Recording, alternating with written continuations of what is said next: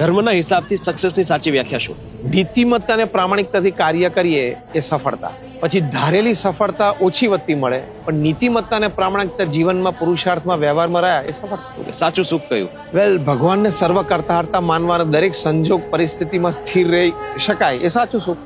માનસિક શાંતિ કેવી રીતે મળે? ભગવાનનો આશરો, ભગવાનની ભક્તિ, ભગવાનનું નામ સ્મરણ અને આત્મા પરમાત્માનું જ્ઞાન કે હું આત્મા છું અને મારે પરમાત્મા સાથે સીધો સંબંધ છે, એનાથી માનસિક શાંતિ મળે. સ્પિરિચ્યુઆલિટી વર્સસ રિલિજિયસ, આ બંનેમાંથી કઈ વસ્તુ વધારે ઇમ્પોર્ટન્ટ છે? બંને પદ્ધતિ પણ અગત્યની છે અને પ્રાપ્તિ પણ અગત્યની છે. રિલિજિયોસિટી એક પદ્ધતિ છે, રાઇટ્સ એન્ડ રિચ્યુઅલ્સ, અને સ્પિરિચ્યુઆલિટી, આધ્યાત્મિકતા એક અચીવમેન્ટ છે. સ્વામી, ધર્મમાં એવું કહેવાય કે સ્વીકૃતિ જ સમાપ્તિ છે. સ્વીકારનો ભાવ કેવી રીતે લાવો? સ્વીકારનો ભાવ લાવવા માટે થોડો અહમ ઓછો કરવો પડે.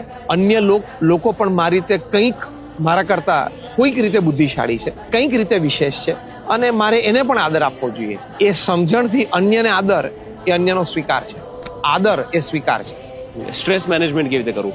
આફ્રિકાના એક બહુ જ મોટા બિઝનેસમેન હતા, મનુભાઈ માધવાણી, બહુ મોટો વેપાર, યુરોપ, એશિયા, આફ્રિકામાં, અમેરિકામાં.